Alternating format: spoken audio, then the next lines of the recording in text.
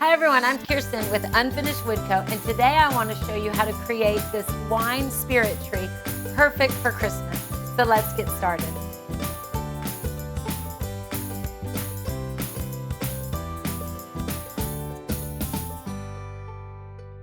So I'm going to show you what supplies you need to paint your Christmas tree. So for the tree we're doing, you're going to need folk art chalk paint, and I like the Irish green. You're going to need the yellow folk art regular acrylic, school bus yellow. And remember, you can mix chalk paint and regular acrylic.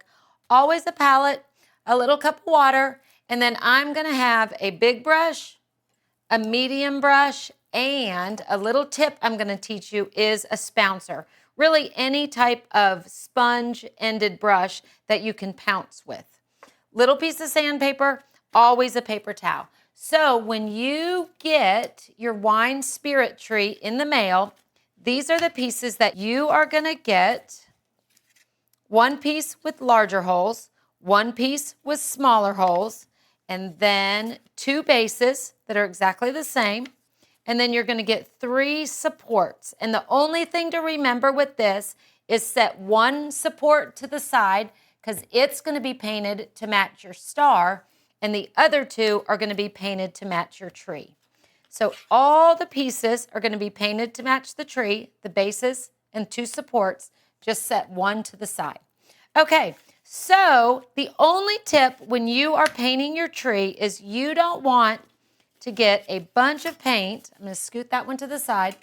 You do not want to get a bunch of paint inside the laser cut holes or the laser cut slots where you assemble your tree. So what I'm going to do is give this folk art chalk paint a little shake. I'm going to pour a little bit onto my palette right out of the bottle. So you can paint this two ways. You can paint using a brush. I'm going to use my medium flat brush. If you use a brush, all you're going to do is dip into the paint, and just a little tip is to paint towards the opening. Don't paint away from it because then you get a big mess in the middle. So you're going to paint towards the opening. See how I'm just pulling it towards? It just gets a really clean edge. And real quick, I want to show you the best way is using a spouncer. You're just going to dip that into your paint, dip it a little bit off just so you don't have a big glob on the bottom. And then you are going to pounce around, always picking up paint where you need it. You're going to pounce around just the edges. You can do the outside edge, but definitely do all your laser details on the inside.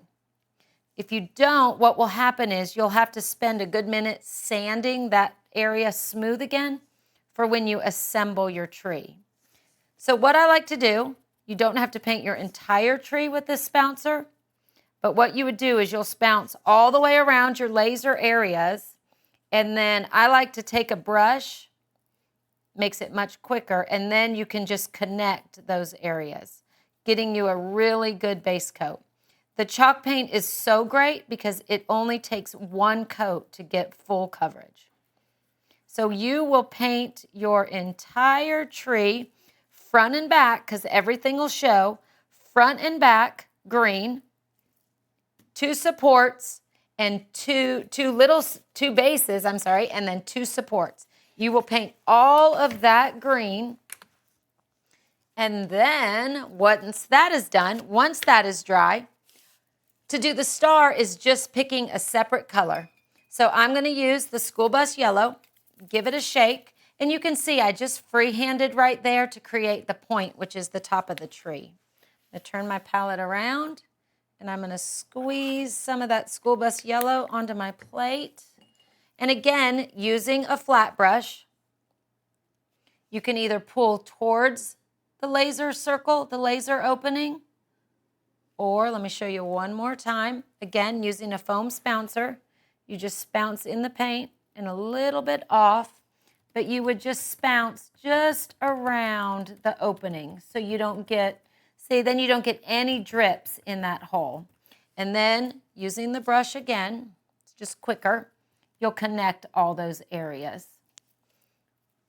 It's so simple. You're just really using green and yellow to base coat this adorable tree that's got so much excitement for Christmas, so many things that you can do with it. There are 2 different sizes. There's a wine tree, which is a little bit taller. I got a little spot of green on there. There we go. Which is a little bit taller. And then you've got the spirit tree, which holds the littler bottles, maybe some Baileys, maybe some different assorted whiskeys. That is a little bit smaller of the tree. But the one that we are doing is for the wine. So I'm going to paint that totally yellow. Again, you can see you get great coverage. You don't have to sand. The wood is such good quality. The edges are very pretty when they're laser. They have that dark brown edge. So I'm going to paint that, and then don't forget, you set aside one little insert that's going to hold it together when we assemble it. You're going to paint the one that you set to the side to match your star. If you do gold, or if you do yellow, or if you do red, whatever color your star is, you're just going to paint one support. Okay, then I'm going to let that dry completely. And you then have a completely base-coated tree. You've got 2 green supports, you've got 1 yellow support, and then you've got your bases. Everything is dry and ready to assemble. So the easiest way to assemble this is to put the bottom bases on first. So these are your 2 big pieces. So what I'm going to do is I'm going to stand that up, and you're going to just put those slots into the slots on the base of your tree. Those slide in like that. One's in. Then you're going to take your next one. Kind of hold it while you're doing it. You're just going to slide. See, it just slides back and forth. So it's easy to unassemble when Christmas is over and store it for the next year. So you're just going to slide that in. You pick up the back. The back is with the bigger holes, remember. And then you can see, I'm trying to get a good spot so you guys can see it. Those are the second sets of slots. You are just going to slide that in. And they just fit together perfectly like a little puzzle. So you've got that, 2 pieces, and you can see it's a little bit wiggly. So starting with your 2 your 2 supports, I am just going to really lightly pull that tree apart. And those slots fit right in there. Pull them down, and they kind of click into place. And then you're going to turn your tree around, and you're going to pull it apart just a little bit, and then slide that down. Now, just a little tip, if for some reason these are not going on good or they seem a little stiff, get a little piece of sandpaper and either sand inside that little dash, or sand